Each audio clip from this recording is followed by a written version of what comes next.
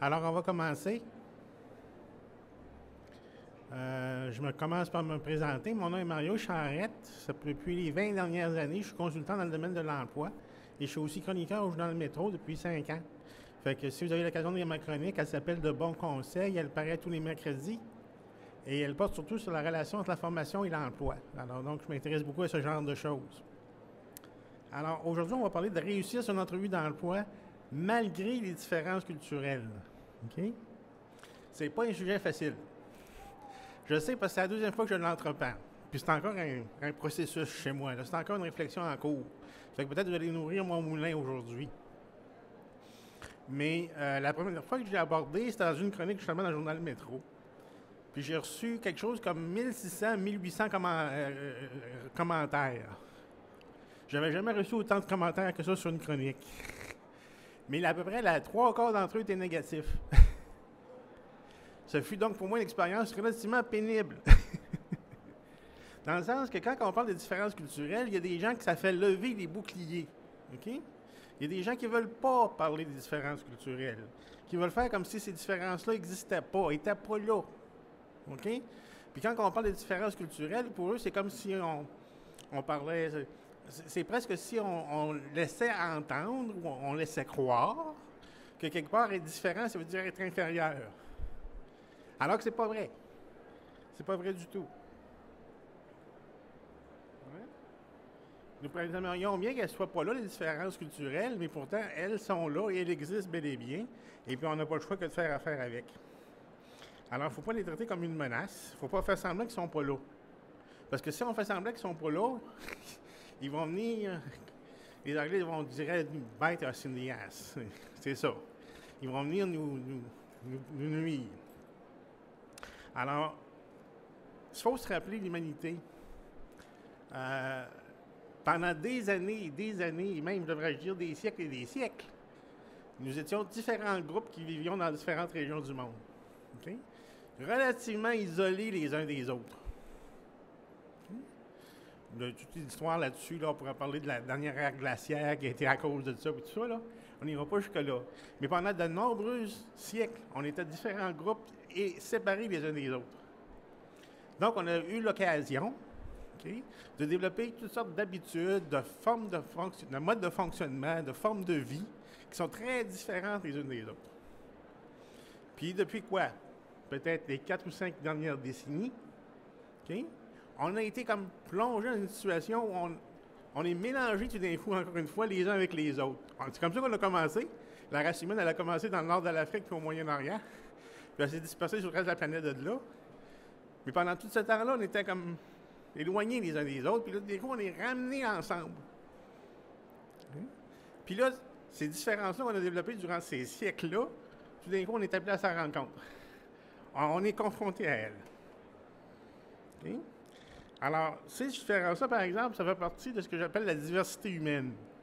Puis, au départ, puis ça, je l'annonce comme une espèce de confession de foi, OK? La diversité humaine, la diversité culturelle, c'est une bonne chose. OK? Il ne faut pas la traiter comme un danger ou voir ça comme quelque chose de méchant. Hein? Comme si on était inférieur parce qu'on est différent de la majorité qui nous entoure dans un certain lieu.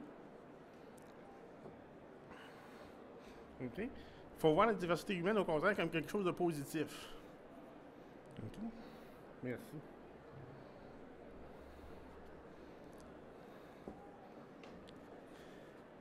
Maintenant, chacune de nos cultures, je pense, participe à la beauté de l'humanité.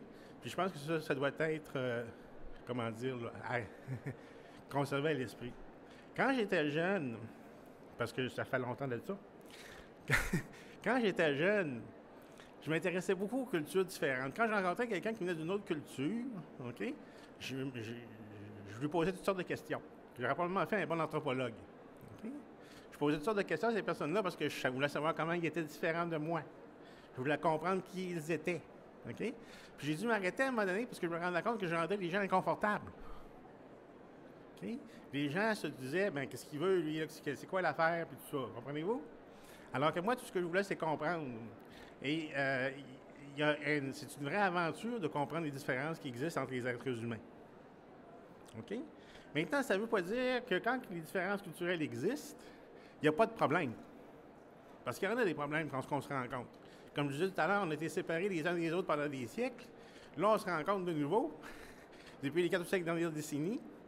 Puis là, c'est sûr qu'il y a des problématiques qui se posent. OK? Alors, la première de ces problématiques-là, c'est l'articulation, ce que j'appelle. OK? Alors, vous avez tous entendu parler des fameux accommodements raisonnables. OK? Alors, les accommodements raisonnables, c'est ce qu'on essaie de trouver comme solution à l'heure actuelle pour ce que j'appelle l'articulation. Nous, notre culture, où on prend nos congés à différents moments. Nous, notre culture, où les relations entre les hommes et les femmes ne sont pas les mêmes. Nous, notre culture, où certaines façons de s'habiller sont adéquates, puis dans d'autres cultures, pas. OK? Il faut vivre ensemble malgré tout. Fait que ça demande une certaine articulation, si vous comprenez ce que je veux dire. OK? Fait que ça, c'est un grand débat dans l'actuel au Québec, les accommodements raisonnables et toutes ces choses-là. Je ne veux pas parler de ça. OK? Je veux parler de l'autre problème. On parlera des articulations un autre jour. L'autre problème, c'est le problème de la communication. OK? Quand on se parle, on ne se comprend pas toujours. Hein? Il y a des fois, ça va tous arriver, c'est une culture différente. Quelqu'un dit une chose, puis vous dites, c'est quoi qu'il veut dire par ça, là? C'est quoi qu'il veut? Puis en fin de compte, quelqu'un d'autre vous l'explique plus tard, puis vous vous rendez compte que c'est quelque chose de très simple et de très quasiment nono, pour employer l'expression québécoise.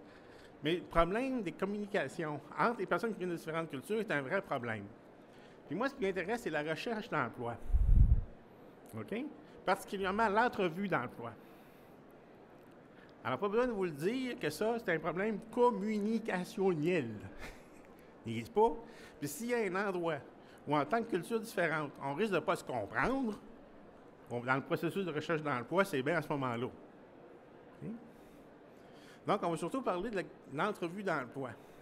Parce que je me suis rendu compte en préparant la conférence qu'au fond, la plupart des problèmes que je me rendais compte existaient, c'est des problèmes plus reliés à l'entrevue d'emploi qu'à la recherche d'emploi en général. Okay? Fait qu'on va surtout parler de ça. Fait que le problème, c'est ça. Les résultats du manque d'articulation entre les cultures, puis des problèmes de communication, c'est vraiment l'isolation l'un de l'autre. Okay? La recherche nous le dit. Quand les nouveaux venus, j'aime mieux le mot nouveau venu avec immigrant, moi. Quand les nouveaux venus arrivent dans une nouvelle culture, souvent ils ont tendance à se regrouper ensemble, puis à former ce qu'on appelle des ghettos.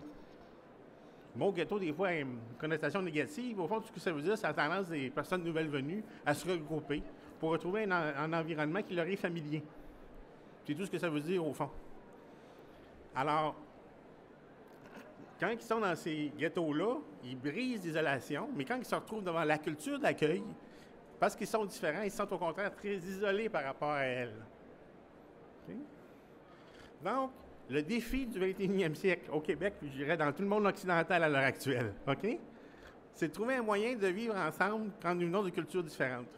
On était habitués d'être monoculturels ou quasi monoculturels. Comprenez-vous ce que je veux dire? C'était dans un lieu au Québec, c'était les bas de laine. C'est des gens comme moi, d'origine française. Hein? Moi, mes ancêtres viennent de la Bretagne. C'était des marins. Hein? Bon, alors, fondamentalement, on est habitué de ça vers la monoculture. Puis là, on est des multicultures. Puis il faut apprendre à vivre ensemble. Puis c'est pas facile. C'est pas évident. C'est un beau défi, mais c'est un mot juste de défi. Pour employer une belle expression québécoise. C'est un mot juste de défi. Okay? Fait qu'il faut apprendre à vivre ensemble, à communiquer, puis à trouver des moyens d'articuler nos activités pour qu'on ne se pollue pas ses pieds les uns des autres. Hein? Pour qu'on ne devienne pas comme isolés les uns des autres sur un plan culturel. Alors, comme je viens de le dire, ce qui m'intéresse ici, c'est surtout l'entrevue d'emploi. Puis l'entrevue d'emploi, c'est un théâtre, n'est-ce pas, de communication interculturelle. Au point que je pense que ça fait peur à certains employeurs et à certains recruteurs. Okay? Une des problématiques que vous allez rencontrer comme nouveau venu au Québec, vous allez en entrevue d'emploi, c'est que justement, vous n'allez pas en entrevue d'emploi. Vous n'êtes pas accepté à l'entrevue d'emploi au départ parce que l'employeur n'est pas sûr qu'il sait comment vous interviewer. Il n'est pas sûr qu'il ne sait pas comment s'y prendre. Il pense que ça va être compliqué. Comprenez-vous? Okay? Ça, c'est un premier problème. Okay? Vous avez rencontré ça même certains employeurs qui sont, je dirais, on va en dire un peu plus braves. Ce serait le bon mot, je pense. Puis qui vont effectivement, là, vous savoir comment va l'entrevue, mais là, c'est tout le problème d'éviter les conflits communicationnels. Ou des erreurs communicationnelles, plutôt.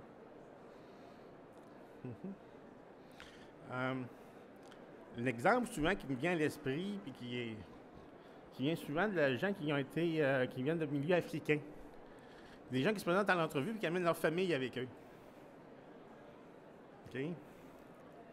Ils amènent leur mère ou leur père ou leur frère, soeur, leur épouse certainement, c'est quelque chose. Bon. C'est sûr que ce genre de choses-là, ça envoie un message. On parle de communication, là. Ça envoie un message. Le message que ça envoie à un employeur potentiel, c'est que vous n'êtes pas votre propre personne, entre guillemets. Hein? Vous n'êtes pas autonome, vous n'êtes pas indépendant. Okay?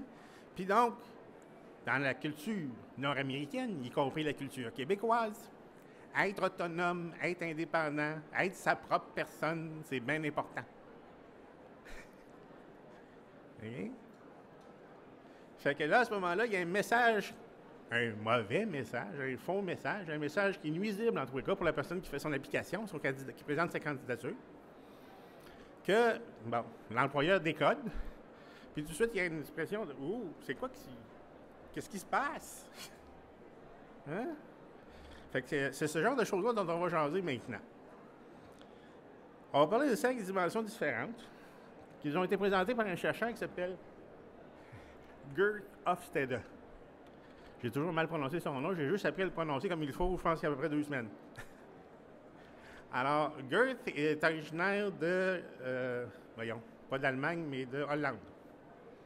OK? Puis pendant, ses recherches ont continué jusqu'en 2002, puis la révision de la théorie ou de la présentation qu'il fait, ça date de 2010. Puis Gert, ça travaille de sa vie, ça a été de travailler pour IBM dans ce qu'on appelait la ressource humaine internationale. Donc IBM avait un problème, comme beaucoup d'autres multinationales, c'est que les façons de gérer les ressources humaines qui semblaient très bien fonctionner en Amérique du Nord ne fonctionnaient pas quand on est là en France, ou en nord de l'Afrique, ou au Japon, ou ailleurs comme ça dans le monde. Alors, des choses qui semblaient donc évidentes pour des gestionnaires qui venaient souvent d'Amérique du Nord et qui étaient transférés dans ces lieux, c'est qu'ils ne savaient plus quoi faire.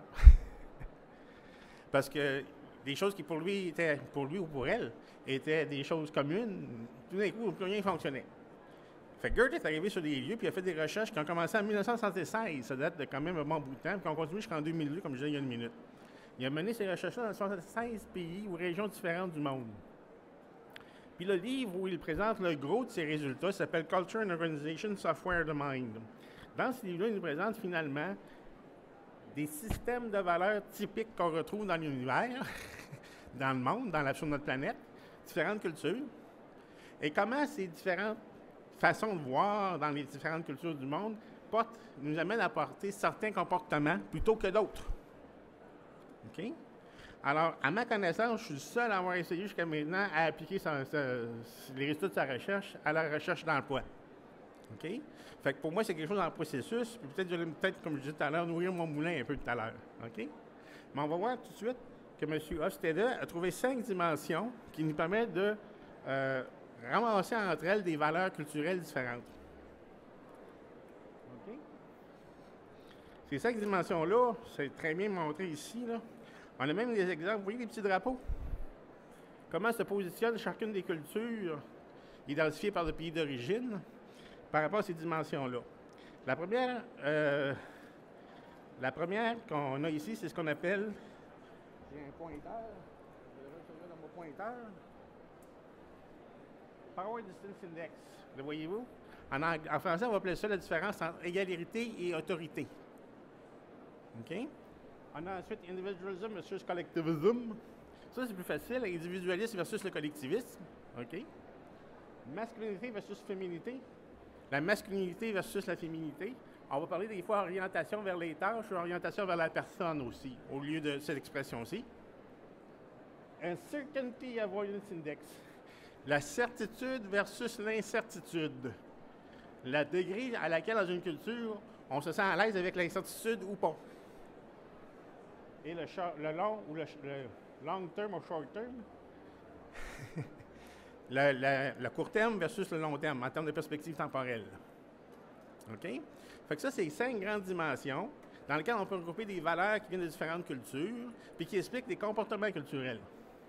OK? Puis ces comportements-là, souvent, vont nous conduire là, bon, si on ne sait pas d'où ils viennent, on se fait poser des questions.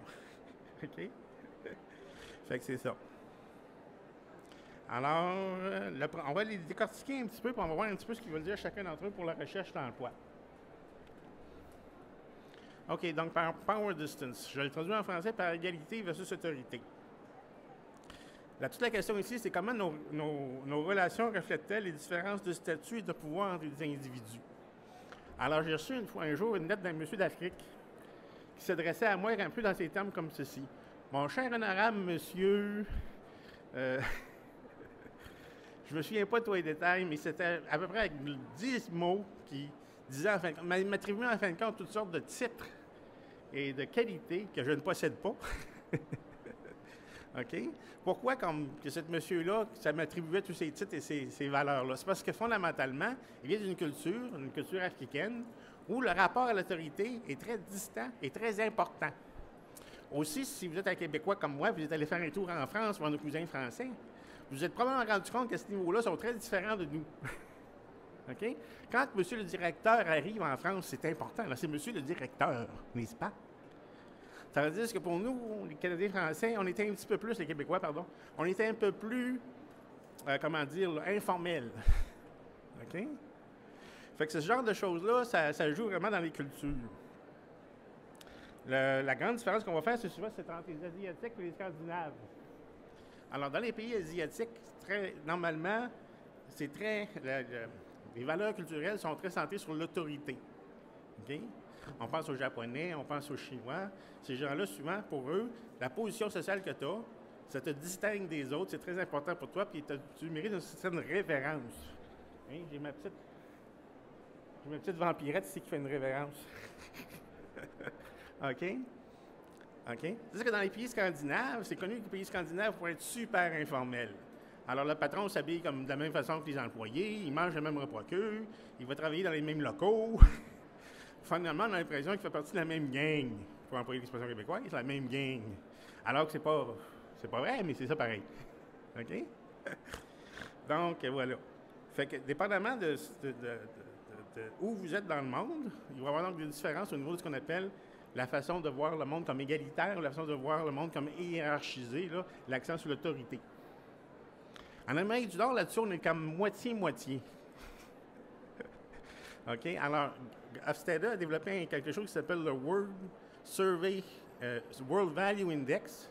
Puis sur l'index en question, sur Power Distance, les Américains du Nord, on est dans le cours de 45, 50, 55 sur 100 possible. OK? On est vraiment quelque part dans le milieu là-dessus. OK? Ce que ça veut dire en pratique dans l'entrevue d'emploi. En entrevue, c'est très important ici en Amérique du Nord, y compris au Québec, de prendre sa place. Je l'appelle comme ça. Qu'est-ce que ça veut dire en pratique? D'abord aussi, vous ne devrez pas tutoyer un intervieweur, un recruteur, à moins qu'il vous invite de le faire. Hein? Ça voudrait commencer par le vous. Fait que si vous venez d'un endroit du monde où les relations sont très informelles, puis le tutoiement est facile, bon, essayez d'éviter ça. Ensuite, vous ne devriez pas questionner le processus. Alors, je reviens à mes cousins français, ils ont toujours tendance à tout questionner, mes cousins français. Alors, donc, il ne faudrait pas questionner le processus. D'un autre côté, puis ça, c'est l'autre partie de notre moitié, c'est important de parler avec respect tout en montrant une forte assurance. OK? Ce que ça veut dire, c'est que quand vous répondez à une question, vous répondez puis vous avez l'air sûr de vous. Vous savez pourquoi vous répondez ça plutôt qu'autre chose. Ça, c'est super important chez nous. Parce que on est comme moitié-moitié par rapport à Power Distance. Puis une des choses qu'on attend des gens, c'est qu'ils soient autonomes. Puis qu'ils soient capables là, de démontrer leur capacité. Hein? Puis de se présenter à quelqu'un d'autre avec une certaine force. OK? Certainement une assurance. OK? Faire preuve d'une certaine autorité sur le plan de ses connaissances. Voyez-vous? OK? Fait que si vous venez d'une culture où l'autorité, c'est très important pour vous, puis que, comment dire, là, vous êtes habitué d'être habitué comme un vampirette, si vous êtes très différent, n'est-ce pas? Bien, des fois, souvent, ces gens qui viennent de cultures comme ça, n'osent pas, comment dire, ils n'osent pas justement prendre leur place. OK? Ils n'osent pas parler avec autorité. Ils ont tendance à être un petit peu trop différents. Puis en entrevue dans le fois, ça donne l'impression qu'ils sont mous. Ouvrez les guillemets, fermez les guillemets. OK? C'est tout dans la culture. On ne peut pas faire semblant que la culture, c'est pas là. En même temps, c'est pas notre faute, la culture dont on vient. OK? Mais il faut comme décoder. C'était vraiment un décodage. Il faut décoder un peu tout ça. All right. La deuxième, c'est un individualisme versus collectivisme. OK? OK. Ça se demande, en fin de compte, cette section-là, c'est quelle attitude est développée ou adaptée par des individus devant l'influence du groupe primordial. OK? Alors, dans une société comme la société québécoise, il y a des valeurs qui sont plus communes. Il y a des façons de voir, des façons de comprendre le monde qui sont partagées par un grand nombre d'individus. OK? Par exemple, nous sommes une société très, très matérialiste, disons-le tout de suite. OK? Donc, le fait que tu possèdes un certain nombre de choses, c'est vu positivement dans une société comme la nôtre. Une société de consommation, une société plus matérialiste. Il y a des sociétés qui ne sont pas comme ça. Okay? Alors, par rapport à ça, je peux soit refuser cette influence-là, je fais preuve d'individualisme, ou je peux au contraire accepter, me plier facilement, sans trop y penser, sans trop y réfléchir, à cette influence-là. Alors, je fais preuve de collectivisme. OK? Alors, évidemment, l'exemple typique de l'individualisme, c'est les États-Unis. Oui. Par la définition que je viens de donner, quelqu'un va me dire au contraire, peut-être qu'au contraire, il faudrait le décrire comme une société collectiviste. Sauf que parmi les valeurs fondamentales aux États-Unis, c'est justement l'individualisme. La capacité pour l'individu de se tenir debout tout seul, de faire ses propres affaires, de ne pas toujours se montrer influencé par les autres, d'être capable d'innovation. Hein? Versus d'autres sociétés, comme l'Afrique ou l'Amérique latine, où l'appartenance à un groupe, le fait de faire partie quelque chose de plus grand que soi-même sur le plan collectif, c'est très important. OK? Puis c'est pour ça que les Africains ont tendance à amener, pas tous, c'est arrivé à certains d'entre eux, certains d'entre eux ont tendance à amener leur femme, puis leur mère, puis leur beau-frère à l'entrevue d'emploi. Parce que pour eux, ils ont de la misère à concevoir que, comment dire, c'est eux en tant qu'individus uniques et seuls qu'on veut. OK? Au Canada, c'est bien clair que l'individualisme est très élevé, OK? Comparativement à d'autres sociétés. Donc, c'est sûr que dans l'entrevue d'emploi, ça va venir jouer des choses. En entrevue, il faut démontrer que vous êtes unique. Ce qui n'est pas toujours évident, mais c'est ça. Ça veut dire qu'en entrevue d'emploi, on va vous demander de parler, par exemple, de vos réalisations personnelles, des choses qui vous distinguent des autres. Hein? On va vous traiter comme si vous étiez seul et unique au monde. Puis il faut d'ailleurs que vous-même adaptez un petit peu cette vision-là des choses. Je suis seul dans ce processus-là. Personne ne va venir m'aider. Je suis tout laissé à moi-même ici. OK? D'ailleurs, les gens qui viennent de sociétés collectivistes, souvent, il y a un fort accent sur l'entraide à l'intérieur de la collectivité. Fait qu'il y a une tendance de croire que quelquefois, l'intervieweur va venir vous aider durant l'entrevue d'emploi, alors que ce n'est pas le cas. Si vous vous accrochez quelque part, si vous dites quelque chose que vous n'auriez pas dû dire, hein, ou si vous n'êtes pas capable de répondre à une question, l'intervieweur ne vous aidera pas. Il va vous laisser comme ça, là.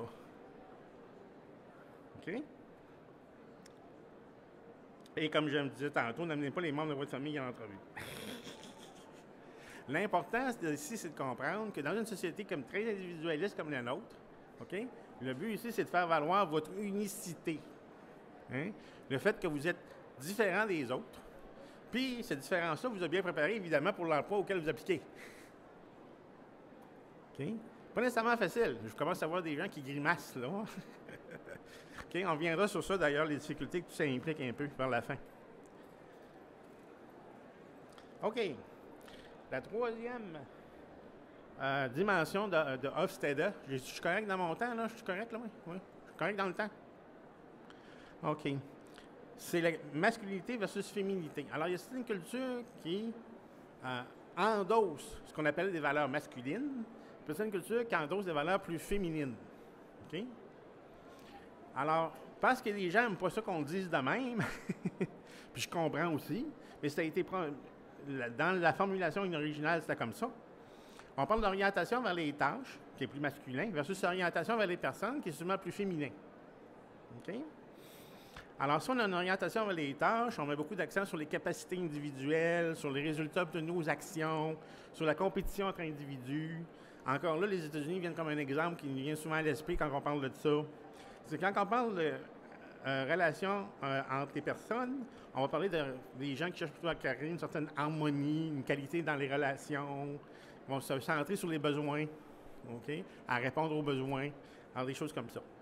Alors, l'exemple qu'on va faire encore la distinction ici, c'est le Japon versus les pays scandinaves. D'habitude, au Japon, la culture est très orientée vers les tâches, la compétition, les États-Unis aussi. Les pays scandinaves, très collaboratrices au contraire. OK? Des valeurs qu'on appellerait plus féminines. OK? On remarque aussi que quand on est dans une société où les valeurs sont masculines, ils ont tendance à être plus intolérantes. C'est-à-dire que le masculin est ici, le féminin est là, puis les deux se rencontrent jamais. C'est-à-dire que dans la société plus féminine, le masculin est ici, le féminin est là, mais il y a comme un jeu qui part entre les deux. OK? All right. Au Canada, là-dessus, on est bien ambigu. OK? Pendant longtemps, on a été une société qu'on devrait décrire comme masculine. Pendant longtemps. Quand je dis pendant longtemps, là, je recule seulement 150 ans, puis il est complètement différent à ce niveau-là. Là. Complètement différent ce qui se passe au Canada à ce niveau-là. Mais durant les 50, 60 dernières années, il y a eu beaucoup de changements à ce niveau-là. Puis on est devenu une société qui penche plutôt maintenant vers des cultures féminines, mais en même temps, on n'est pas trop sûr. Puis on se demande si ça ne va pas venir comme c'était comme avant. On est ambigu là-dessus. On n'est pas clair. Fait que vous avez l'impression qu'on ne sait pas ce qu'on s'en va là-dessus, c'est parce que vous avez raison. OK? On ne sait pas ce qu'on s'en va là-dessus. On est encore en mouvement là-dessus. OK? C'est ce que ça veut dire pour l'entrevue d'emploi.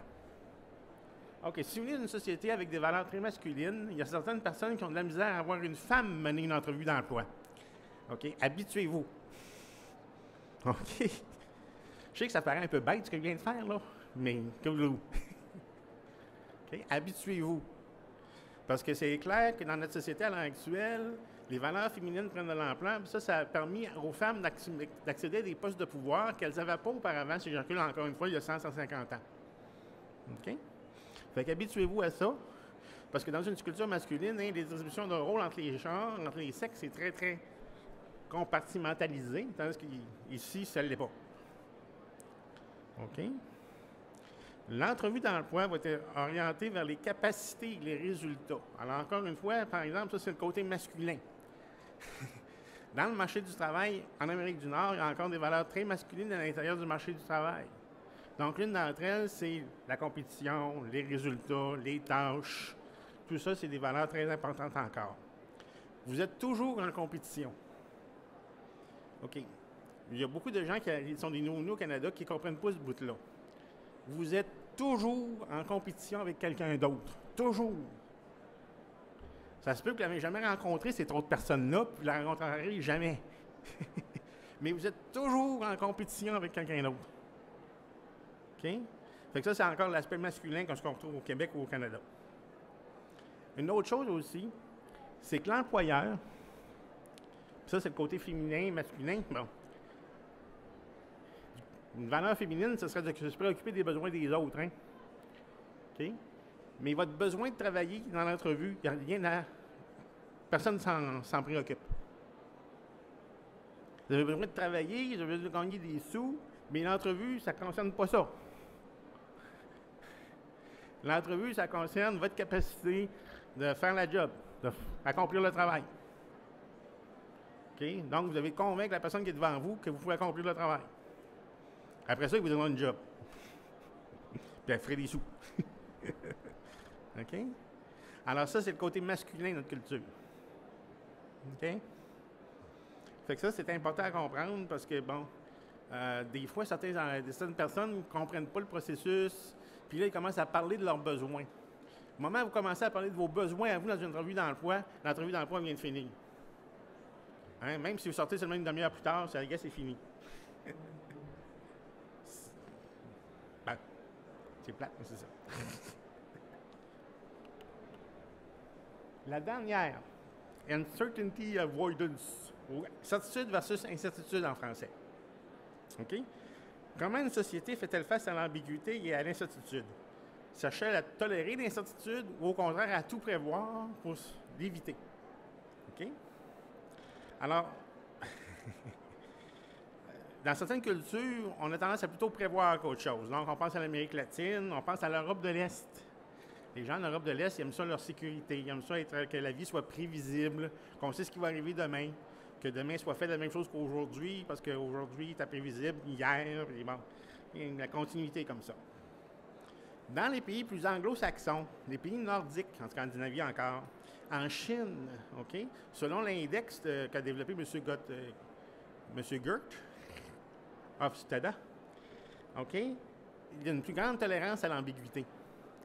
Les gens sont plus capables de dire, OK, on ne sait pas ce qui va se passer tout de suite demain ou la semaine prochaine ou le mois prochain, mais on peut vivre avec ça, puis on peut faire un plan en conséquence. OK? Ils vont être plus tolérants à l'ambiguïté. En Amérique du Nord, on est plus tolérant à l'ambiguïté que d'autres pays du monde. OK? Au Québec, par exemple, l'exception québécoise. OK? Cette tolérance-là semble être réputée en tous les cas plus faible qu'ailleurs en Amérique du Nord. Nous autres, les Québécois, on aime ça, effectivement, que savoir que... Bon, les Québécois, je les entends parler souvent de la certitude ou de la sécurité. Des valeurs importantes au Québec. OK? Plus que quand tu te promènes en Ontario ou aux États-Unis. Je ne dis pas qu'ils ne parlent jamais de ça, les Américains, mais pas autant. OK? Puis c'est pas une valeur aussi importante chez eux. OK? Donc, qu'est-ce que ça veut dire pour l'entrevue d'emploi? OK. D'abord, il faut comprendre que lorsque vous présentez pour un emploi quelconque, vous présentez une candidature, il n'y a rien qui vous est dû. Je sais que ces choses-là sont peut-être dures à entendre, mais rien ne vous est dû au départ. Au point zéro, là, au moment où vous entrez et vous êtes assisez sur la chaise, rien ne vous est dû. Donc, une incertitude reliée à l'entrevue d'emploi, puis à la recherche d'emploi en général, qui est importante. Donc, puis ça, comme conseiller, parce que je fais du conseil en recherche d'emploi aussi, je le vois souvent, la tolérance à l'incertitude en Amérique du Nord, quand vous faites de la recherche d'emploi, c'est bien important. OK?